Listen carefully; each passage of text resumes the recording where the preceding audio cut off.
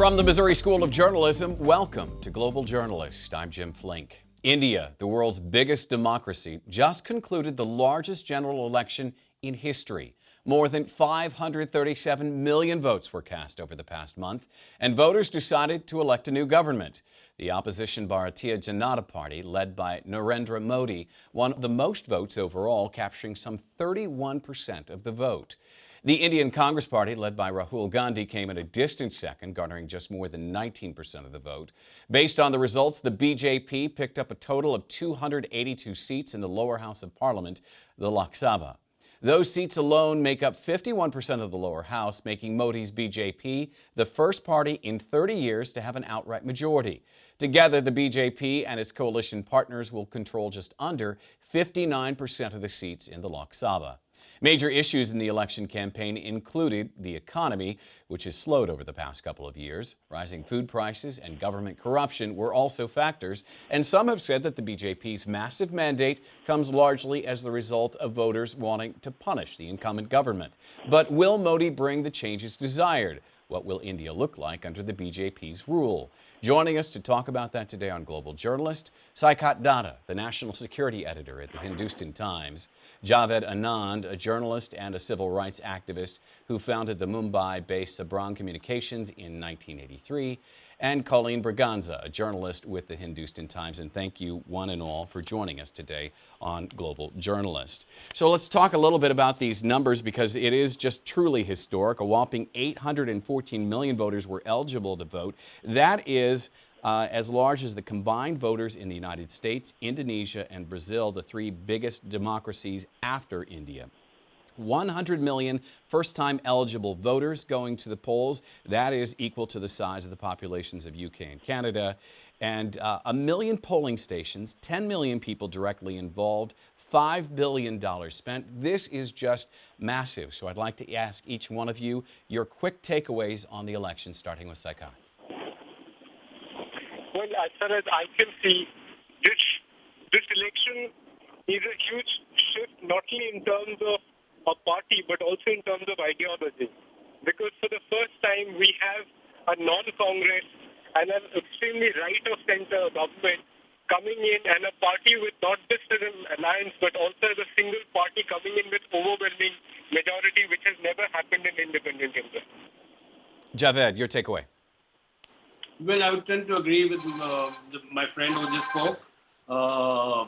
Mr. Modi's coming to power, his party coming to power, is a matter of deep, deep concern for anyone concerned with human rights, because his party is founded on an ideology which, at the best of times, would deliver a majoritarian democracy, and it is known to kind of resort to mobocracy, bad at times, very bad, and even ugly at other times, and therefore that's a matter of concern. And Colleen. I basically agree with both Saikat and Javed. But my takeaway here is that this election has been historic in the sense that it cut across caste and class to deliver a clear mandate, as you mentioned, for the first time in 30 years. You know, we all thought we had entered the era of coalition governments in 1989, but that's clearly, for now it's come to an end. The BJP didn't just win this election; it absolutely dominated this election. Let's talk a little bit, and maybe we'll go to you, Javed, because I know that you have some points of view. You have compared Modi's party somewhat to the Reaganomics, the Reagan Revolution that happened in the United States in the 1980s. Explain that maybe a little bit more. Well, Mr. Modi, one of his kind of big talking points in the election was growth and promise of replicating the Gujarat economic model all over India. It's a model that very closely resembles, to my mind, the Reaganomics that your country is familiar with. It has lots in it going for the corporate world, big business. It has not too much to offer, as the Gujarat experience shows, to the ordinary Indian, or the ordinary Gujarati in the case of Gujarat. Because as any number of studies have shown, high growth in Gujarat, it is among the states in India which have shown high growth. Gujarat is not unusual that way. It stands in the top 5, has been combined with high levels of hunger. It has been combined with very poor human development index figures to show for. There's something like about 45% malnutrition among children in the age group 0 to 5. So that's the kind of development that he's offering, and that is what, according to many commentators here, amounts to Reaganomics or a Thatcherite model, if you please. And Saikat, despite the fact that Modi won't be actually sworn into office for a couple of days, he's already sort of indicated that this shift from sort of a large federalist sort of government to more returning to states' rights has already begun. In the Hindustan Times today, you had a report about fewer ministries and more funds to states on Modi's agenda. Explain that just a little bit further.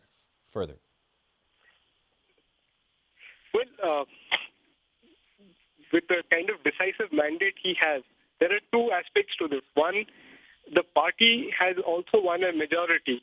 But within the party, Mr. Modi for the first time has come to dominate the discourse in the party like it has never faced before. So you have to understand that while the party may have had a fairly right but also a centrist position on many of the policies, especially the economic policies, Mr. Modi is far sharper towards the right than his party has ever been. So this will have a huge bearing on the kind of economic policies that will come in, especially because he's also known to be very close to corporate India in a much more overt manner than any other political party. And we have seen this especially when a company like the Tatas were thrown out of another state called West Bengal. Mr. Modi went out of his way to accommodate them in his state and also ensured that none of the information came out under India's Freedom of Information Act. The second company which he is very closely associated with is a company called Adani, and Adani has had a series of benefits under him. And if these companies continue to grow, and they have actually made a lot of money on the day Mr. Modi was declared the winner, then there will be issues on that front. I mean, Mr. Modi has made a huge statement by inviting the neighborhood country leaders to his swearing-in ceremony. But he's also supposed to be a hardliner, and that might create a different set of dynamics with Pakistan and China. You're listening to Global Journalist. I'm Jim Flink. Today we are talking about the Indian election and what it means for that country's future. Our guest today, Saikat Datta, the national security editor at the Hindustan Times, Javed Anand, a journalist and civil rights activist who founded the Mumbai-based Sabrang Communications in 1983, and Colleen Braganza, a journalist with the Hindustan Times. Would like to remind you, you can listen to this and other full episodes of Global Journalist on our website. That is globaljournalist.org. For more Global Journalist content, you can also like us on our Facebook page, or you can follow us on Twitter. That is @GlobalJourn. Colleen, normally when this big a switch in election happens, it is the result of widespread voter dissatisfaction. And it seems as if, despite the fact that he most certainly appeals to the right in India, that a lot of centrist folks also went with Modi. Can you explain a little bit more what that might indicate? I think what it indicates is that the people were fed up of the current government. It was the drift and arrogance of the Congress UPA was quite evident towards the last 2 or 3 years of their reign. There was a lot of, I'd say that a lot of the vote is because of anti-incumbency. There was literally a lot of disgust at the corruption that we have seen during this regime, and also the total arrogance, as was evident in action during. We had a lot of protests in about 2011, 2012. There was this movement called the Anna Hazare movement, then that later turned into the Aam Aadmi movement. The arrogance of the government at that time, I think, really upset a lot of people who would not normally be with the BJP. So I think it upset a lot of the middle class. A lot of people like me, who I'm not normally a BJP fan, but the reaction, they set the police upon protesters. It was quite disgusting. So I think that combination of factors would have given this was. I mean, so it would have made this vote for change for Modi. Javed, despite the fact that the prior government might have arrogance, there is some concern that Modi's government coming in with such a massive majority, the first time, as we mentioned, that this kind of majority has existed in Indian politics in some 3 decades, that there might be some arrogance that is represented in some of these new policies with a mandate, or at least a perceived mandate. You would argue that mandate doesn't exist, yes? In fact, just to put it in perspective, who's this man who has been voted into power, who's now going to be Prime Minister in the next few days' time? He is the same person who was the Chief Minister of Gujarat in 2002, that is, would be the American equivalent of being governor of a state. Under his watch, one of the worst incidents of mass crimes happened. Official figures, close to 1,000 people died, most of them Muslims. Unofficial figures say about 2,000 people died.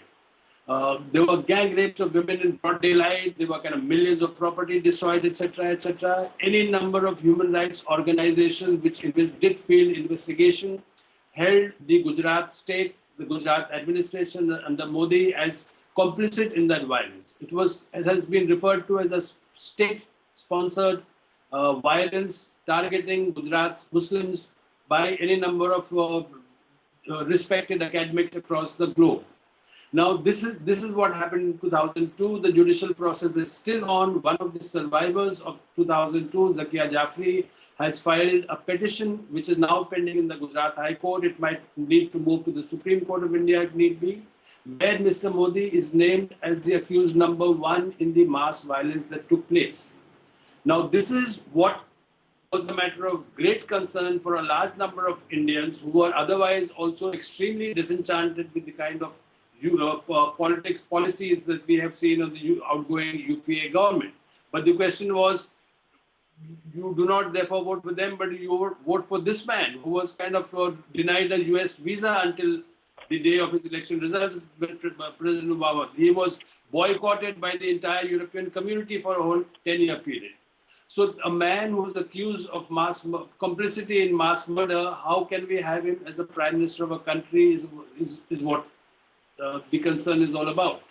And certainly that is a question, Saikat, with the rise of Hindu nationalism, as many perceive it, and also the anti-Muslim violence from the early 2000s that Javed references. How does a man that is seen so closely linked with that kind of extremism, how does he carry this kind of a majority across the entire country? When you look at the map of the BJP's victories, it is sweeping. So, Saikat, how do you explain that? Well, you see, the simple answer to that is he changed the narrative. Between 2002, in some ways, was the beginning of Mr. Narendra Modi's election campaign for 2014. In the sense that in 2002, that riot in some ways held him within the party to emerge with certain degree of prominence. So, Colleen, go ahead. Continue, please. And for a few years, while other leaders continued to dominate, nobody could dismiss Narendra Modi as a future prime minister, or at least as a future prominent leader of the BJP. And 2009, as soon as the BJP lost the elections, it was very clear that time had come for a change. And the campaign that Mr. Modi had started at a smaller level from 2002 really gained steam. And they started looking at how to consolidate the Hindu majority vote. And from power presentations of the BJP that I have accessed and seen of the meetings that were held around 2010, their theory was that instead of letting people vote on caste or community or language, let them try and let us change the narrative to a message of development, better jobs, better economic prospects, and basically tap into the aspirations of the new voter. And in many ways, even in constituencies in states like Uttar Pradesh, which has about a 10 to 20% of the Muslim vote, it turns out that Mr. Modi actually and his party managed to swing those votes. Of course, this went down a little bit in the constituencies which had about 40% Muslim representation. But clearly he had managed to tap into the youth, first-time voters, and the Hindu majority in ways that had never happened earlier. Clearly, that economic revival has resonated with voters. Colleen Braganza, I want to ask you to sort of step off and take away your journalist hat for a second. You are Christian in a country where that is roughly about a 3% minority, I believe. Tell me about your personal feelings about Modi and perhaps some of the concerns that Javed referenced earlier. Okay, at the outset, I'd like to say that what I say now are my personal views and don't necessarily represent the views of my organization. Of course. As far as the outcome of this election and my personal feelings about it is one of apprehension. It is acceptance, apprehension tinged with anxious watchfulness. Because, the fact is that Modi is from a grassroots organization called RSS that is modeled on European fascist movements. And they do believe in the civilizational superiority of the Hindus, and anybody else is a second-class citizen. Now, the RSS has considerably helped in this massive sweep that the BJP has. They've got, they've got local units across the country that have spread out and are obviously working towards getting their political wing, that is the BJP, into power. So my fear here is that the problem is that Modi has never done. I mean, let me quote a Nobel laureate here. Amartya Sen had said that the problem is that Mr. Modi has never done enough to make minorities feel safe, and that is a bit alarming for me because he's never showed his remorse for the 2002 riots and the killings that had happened. I am afraid that his silence will be there as a license to proceed with harassment, attacks on minorities. It's just. I don't think it's going to be done overtly, but I'm quite certain it will be done subtly. There are a lot of, I would say, fringe elements in society that would see this as a license for them to, go out and maybe harass people. I'm not saying they're going to start killing everybody or whatever, but just harassment, simple harassment of Muslims or Christians, of other minorities. And let me not just focus on religious minorities, actually. This is also about LGBT communities here. BJP is a conservative party. It doesn't look very well at, say, gay couples. There is, in fact, I'll give an example. The Supreme Court there's a hearing that's coming up in the Supreme Court on the decriminalization of gay sex. And the previous government had opposed it, but there was an expectation that it would come around and support it in the Supreme Court. And this is a curative petition, which means it's the last option available. Now, with the BJP government coming, that may not happen, which means that gay couples will be harassed by the police as they have been in the past many, many years. Some have drawn a correlation between the RSS, which you just referenced, and the rise of Hindu nationalism too, as you mentioned. But when people talk about the rise of neo-Nazism in Europe, clearly everyone understands the gravity of that kind of a reference. Colleen, do you feel like that is an overstatement of the concern?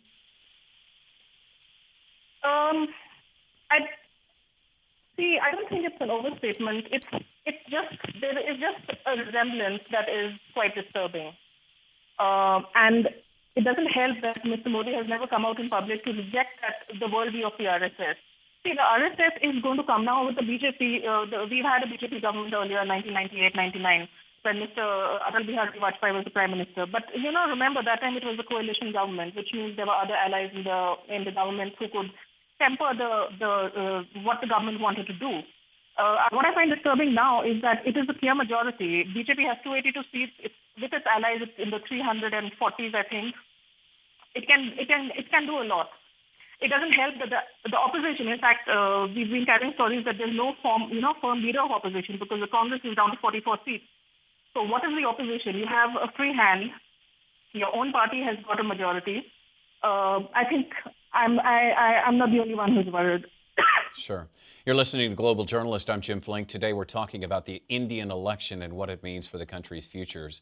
Our guests today are Saikat Datta, the national security editor at the Hindustan Times. Javed Anand is a journalist and a civil rights activist who founded the Mumbai-based Sabrang Communications in 1983. Colleen Braganza is a journalist with the Hindustan Times. And just a reminder again, you can listen to this and other full episodes of Global Journalist on our website, globaljournalist.org. And for more information, you can also like us on Facebook or follow us on Twitter at Global Journalist. So I want to sort of turn this discussion to the possibility of some of the economic hopes of the country and perhaps what we can expect in terms of an agenda immediately as soon as Modi assumes his role as Prime Minister. And perhaps to that, Javed, you can talk first about what you expect to see in terms of government policy, specifically the economic policies in a country where there is this great disparity between wealth and poverty. Well, I would think that above all, this is payback time. He's been supported massively by the corporate India, and a lot of the multinational corporates have been kind of very enthusiastically waiting for him to come to power. So he has made the right kind of noises about worrying about and thinking of the poor people of India, etc., etc. But I suspect that his economic policies would be a replication of the Gujarat model, which would be kind of big business oriented. There are many people who will, to draw on your correlation of Reaganomics and the whole sort of trickle-down theory that went along with it, there are many people that will say that if you point historically to the United States, much of that led to an economic boom such as the country has not seen in the United States. So undoubtedly, Indian voters might believe that that too could happen in India. Well, the trickle down did not happen in Gujarat. I mean, they talk about good roads and round the clock electricity, but there is still 45% malnutrition in young children. There are, you take any indicator of human development index that is kind of used in terms of human welfare in Gujarat, which has otherwise prospered economically. During his period, if anything, things have got worse, they haven't gotten better. So unless he does some new miracle and something new altogether here, I can't see how this trickle down will work. And I think the American context and the Indian context are very, very different. We are talking about, you started with numbers in the beginning. We are talking about 1.25 odd billion people. We are talking about perhaps 30% of these people living on less than $1 a day. So how much will trickle down? What kind of time it will take and how long will people kind of live with it is an open question. Saikat, do you agree with that assessment that in Gujarat, where there has been, I mean, it is looked to as sort of the model of growth that other states in India are looking to and saying, we might like some of that. Clearly, Javed points out that has not benefited all and, in fact, maybe has created greater disparity. Would you agree with that? Jim, let me try and answer that question by going back to the question that you first posed to Colleen. You asked her about, the fascist or whatever happened in Europe before the Second World War. And if you look at Mr. Modi's position and his party's position and that of the RSS, which is the cadre from which they all come, you see, let us not confuse with the extent with what the fascist or the Nazi party did in Germany. We have to concentrate on the fact that the underlying philosophy, which is, ultra-nationalism and in terms majoritarian rule, etc., those philosophies are in some ways similar to what this party has built its cadre on and what happened historically in Europe before the Second World War. So therefore, coming back to what you asked about the economic policies in Gujarat, you see what the party has always done, and there is some historical precedent to it, is they usually go in for the big infrastructure projects. Because those are very visible, they're very, very good to sell to the public, and politically they are very, very much, in the short term, politically very easy to show people that they have done a lot of work. What I suspect Mr. Modi will do is he will do similar kinds of stuff very, very quickly in the first few months of his prime ministership. And he will also not discontinue the social welfare policies of the earlier government so that at another level, people continue to get the benefits that they were getting earlier. And this, I am sure, will help him to move on to the next phase of his economic policies, which will be very, very big business friendly. Let me ask you one more question, all three of you. The relations with Pakistan, what does this election mean for that? And Saikat, maybe we can begin with you.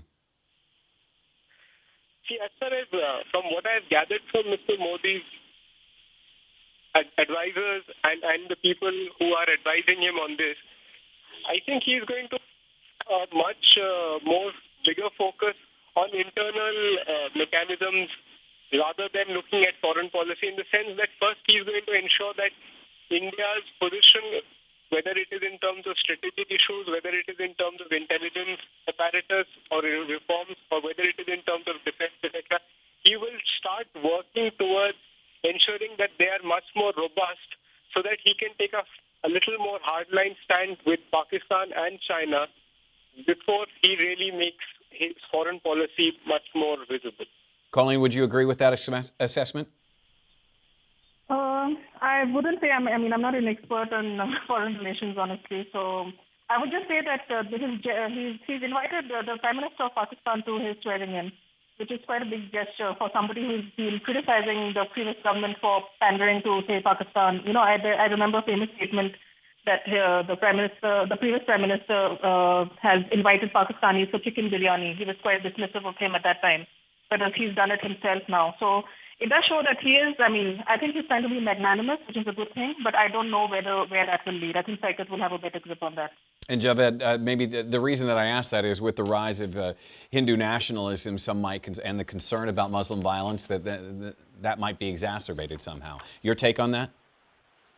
I think we have reason to be worried on the score of Indo-Pak relations. His predecessor, Prime Minister from the BJP party, Mr. Atal Bihari Vajpayee, did make a huge gesture when he was the Prime Minister. And in my view, it was a genuine attempt to kind of bring the two countries together. Any number of developments did not make that possible. There's no time to go into that now. Now, Vajpayee was seen by many as a liberal within a hardline kind of the rightist party. Mr. Modi is a very different proposition altogether. So I hope that the invitation to Nawaz Sharif, along with other SARC leaders, to attend this thing is not mere posturing, that we are going to see something more positive, but we'll have to wait and see. The implication in Saikat's comments were that India maybe has enough issues within its borders to deal with, that creating any issues with Pakistan, again, might not be to anyone's benefit. Is that the way that you would take that? Well, that's a far more complicated question. First, we all have a certain perception of Mr. Modi, but I'm not so sure how much of that will still hold, because Mr. Modi is position in India and its politics has changed dramatically. So you may actually see a very different Mr. Modi than what we have seen earlier, and I wouldn't like to dismiss that possibility. That said, Pakistan is also a very difficult country to deal with. Let us accept that the civilian government really doesn't rule Pakistan, and as far as bilateral relations with India, China and United States is concerned, it's the Pakistan army which plays a bigger role. So there, unless the Pakistani military comes on board, which is very, very unlikely, I don't see what Mr. Modi or anybody else can do about this right now.